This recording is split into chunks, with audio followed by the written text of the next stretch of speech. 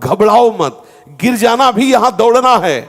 अगर गिर भी गए तो अनुभव करो कहां से फिसले, वहां से आप सावधान हो। जब काम आदि विकार आने लगे सुनो मत इसकी सलाह, इसका दिया हुआ भोग प्रलोभन चिंतन में मत लाने दो। विचलित होना हमारे जीवन में नहीं होना चाहिए।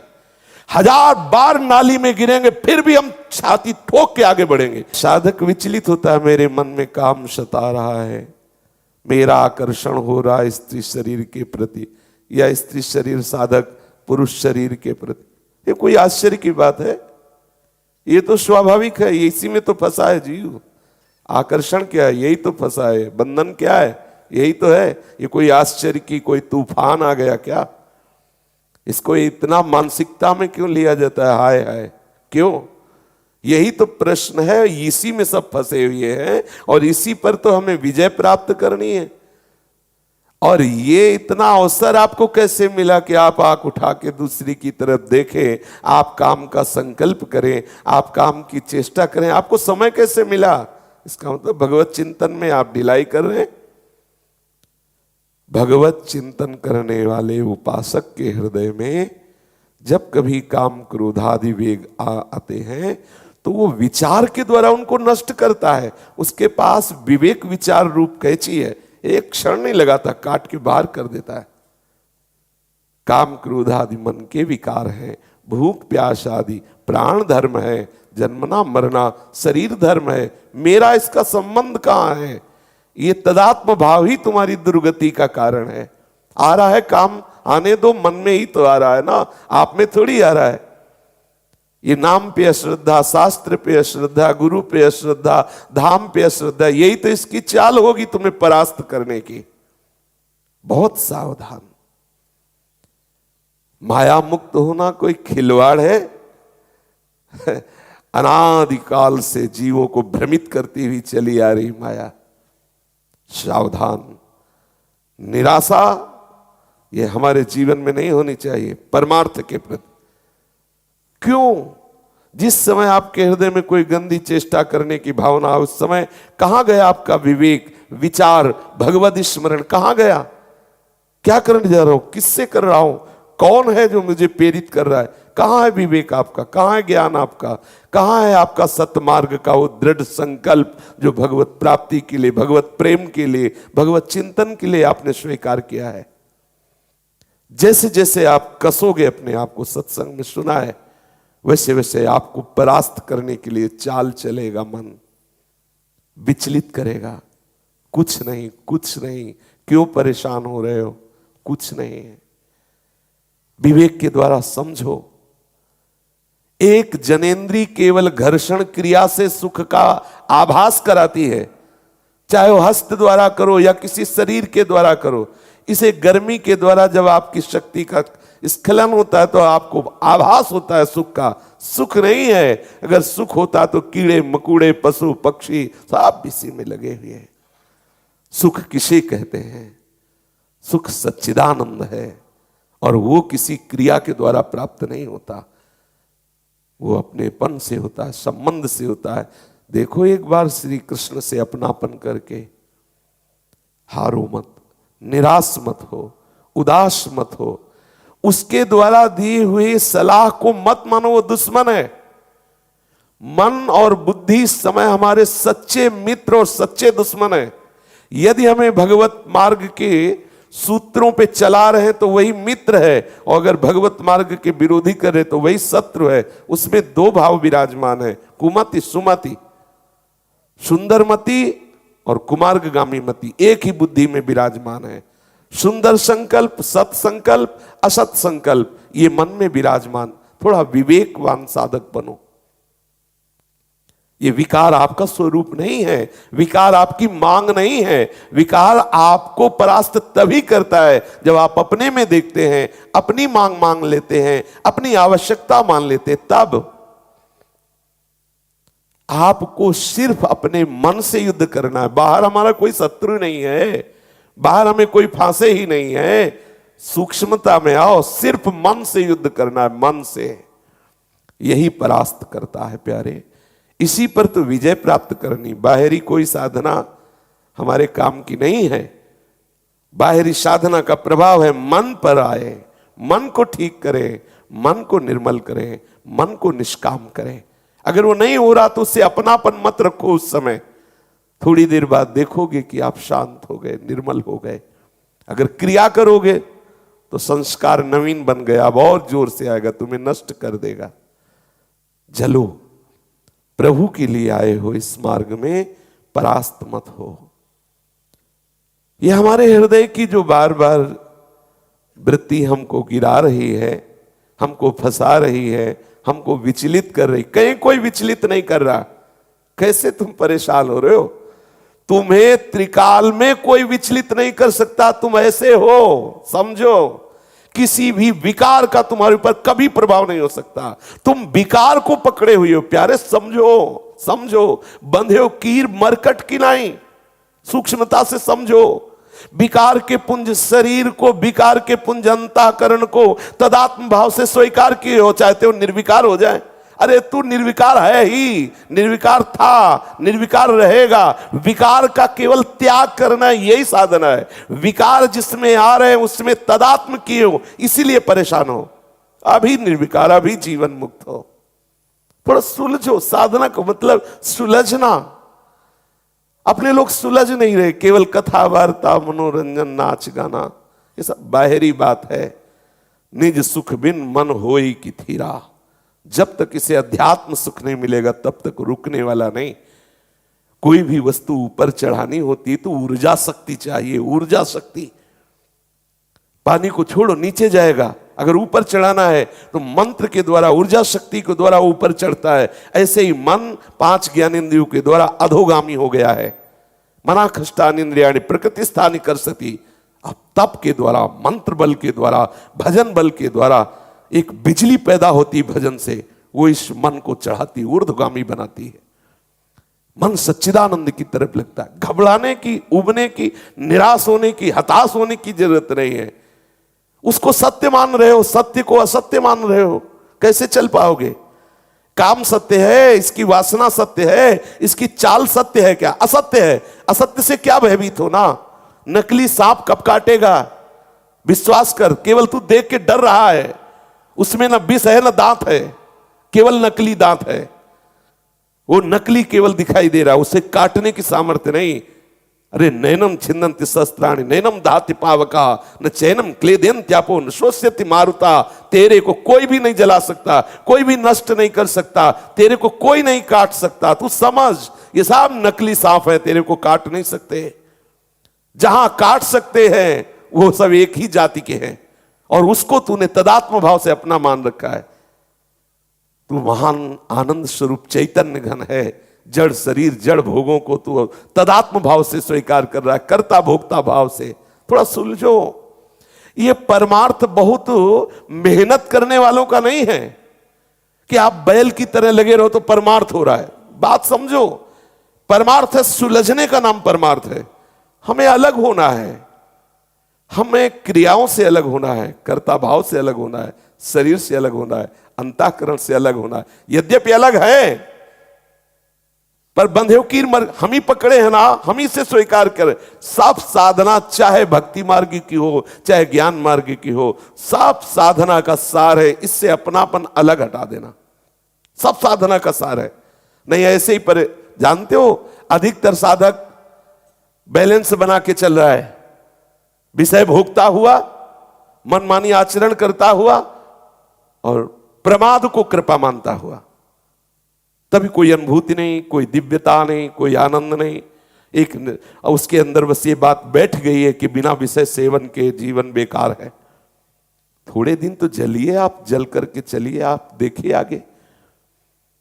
एक बार जलने का निश्चय कीजिए। जब तक आप जलेंगे नहीं तब तक आपको पता नहीं चलेगा कि आपका स्वरूप क्या है।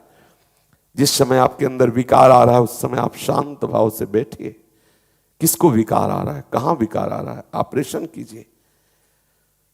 जो कोई प्रायश्चित है कि भाई आप 2 दिन भोजन छोड़ दीजिए। अगर आप शरीर से तदात्म होकर भोजन भी छोड़ रहे हैं तो हमारे लिए क्या लाभदायक है, आप बताइए। शरीर से तदात्म, मैं 2 दिन भोजन नहीं करूंगा, यह क्रिया भी फंसाने वाली ही तो है। पहले सीधे समझो कि यह काम विकार मन में है, ये सारी शरीर की चेष्टाएं हैं, मेरा नहीं। इसे आप अलग हटिए। बहुत सुंदर मार्ग है। कोई कहता हो भक्ति में ज्ञान की आवश्यकता नहीं, तो भक्ति कोई अंधी नहीं होती। उसके दो नेत्र हैं, ज्ञान और वैराग्य। उसके बहुत प्रज्वलित नेत्र हैं, ज्ञान वैराग्य।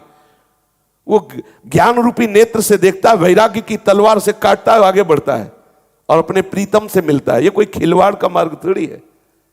थोड़ा समझिए, मतलब हम कभी कभी बहुत ही कि आप लोग समझते नहीं हैं। हमारे अंदर काम आ गया, हमारे अंदर क्रोध आ गया, आपके अंदर आया, उसी समय आप देखिए ना कि आपके अंदर आया कि आपके मन में आया। जब मन में आया तो आप दृष्टा है ना, आपका क्या बिगाड़ लेगा? आप केवल क्रिया मत होने देना। आप उसी में डूबते रहते हैं, आप उसी में सुख बुद्धि करके तदात्म हो रहे, मरोगे।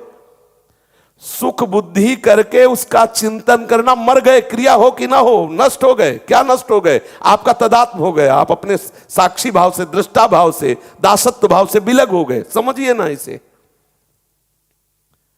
अगर कह दे कि ये बहुत कठिन बात है, तो केवल आपकी स्वीकृति की बात है। आप तो ऐसे हैं ही कि ना कभी आपको काम सताया, ना भी ना आगे कभी। मान लीजिए, केवल आपने जिसे काम सताता है उसको अपना माने हुए, बात यही है। और वो जब तक अपना माने रहोगे कभी नहीं ठीक होगा, कभी नहीं ठीक होगा। शरीर को, अंतःकरण को अपना मानना ही विकार का बुलावा है। शरीर और अंतःकरण से संबंध हटाना ही जीवन मुक्तता की स्थिति में पहुंचना है। कभी भी, कहीं भी, कोई भी साधक जब अध्यात्म की चढ़ाई पे चढ़ता है तो इसको रौंदता है, मैं शरीर थोड़ी हूं, मैं मन बुद्धि थोड़ी हूं, आगे बढ़ता है। भक्ति का मतलब कोई खिलवाड़ थोड़ी है। जैसे जैसे चढ़ोगे वैसे वैसे दुश्मन जोर करेगा, वैसे वैसे जो आप क्या समझते हो, चार माला घुमा लिए तो मन आपका शांत हो जाएगा, और बढ़ेगा, वो और आग पैदा करेगा, वो और प्रबल होगा। और साधक भजन बल से उससे भी बढ़े। जस जस सुरसा बदन बढ़ावा, तासु दून कपि रूप दिखावा। वैसे वैसे हनुमान जी दुगना अपना स्वरूप बढ़ाते चले जा रहे। काम जितना बढ़े उतना ही नाम बढ़ाओ। देखो, रौंदो, निराश क्यों होते हो? हरिदास हो, प्रभु के चरणों के आश्रित। यहां ये सब ये चाल नहीं चलते। शेरों का मार्ग है, सूरवीरों का। पूरे विश्व को ताल ठोक के परास्त करने वालों का ये मार्ग है। पूरे विश्व को, एक भी हमारा कोई सहयोगी नहीं है। जब हमारे मन ही, बुद्धि, चित्त यही हमारे सहयोगी, नहीं तो बाहर कौन सहयोगी होगा? पूज्यपाद सिउड़िया बाबा जी महाराज के साधक केवल अकेला, एक तरफ विश्व, एक तरफ अकेला। अगर कोई भी जुड़ता है तो तुम्हारे चित्त के चिंतन को ही तो घसीटेगा, तो तुम्हारा सहयोगी हुआ या बाधक हुआ? पूरी सृष्टि, संपूर्ण सृष्टि को परास्त करके वो सजेति सजेति शुभ अशुभ दुर्ग विध्वंसी बल, तब जयति जयति जग उच्चरे। निराश, हताश, उदास, ये सब इधर से नहीं। पूर्ण प्रसन्नता धारण करो, कोई तुम्हें परास्त नहीं कर सकता। ये मन की चालों पे मत फंसो। बोले बहुत जलाता है, उस समय देखो ना किसको जला रहा है, कौन जल रहा है, उस समय देखो तो। साधना किस बात की कर रहे हो? बाहरी क्रिया से संसार पर विजय प्राप्त नहीं की जा सकती। बैठा लीजिए हृदय में। आप अगर ये ऐसी दिनचर्या रख रहे हो कि केवल बाहरी हम क्रियाएं कर रहे हैं और अंदर आप विचार नहीं कर रहे, अंदर आप चिंतन नहीं कर रहे, अंदर आप विवेकशील नहीं है, तो आपका विश्राम स्थल विषय होगा। देख लीजिए, देख लीजिए। और जिसका विश्राम स्थल देह भाव विषय है, कितनी देर टिकोगे? कितनी देर आप इस वेश को निर्वाह कर पाओगे? एक दिन भ्रष्ट होना पड़ेगा। सावधान होइए। जब इस शरीर रूपी ढांचे से ही अपना संबंध अलग मानोगे तो कौन तुम्हें परास्त कर सकता है? नहीं परास्त कर सकता। महापुरुषों के चरित्र श्रवण करके हम वैसे आचरण, विचलित होना हमारे जीवन में नहीं होना चाहिए। 1000 बार नाली में गिरेंगे फिर भी हम छाती ठोक के आगे बढ़ेंगे। ये मार्ग ऐसे थोड़ी है, गिर गए, हल्ला मचाने वाला मार्ग नहीं। अब मैं सूक्ष्मता से देखता हूं कहां से गिरा, क्यों गिरा, कौन सी ऐसी चूक हुई जो मुझे गिरा दिया।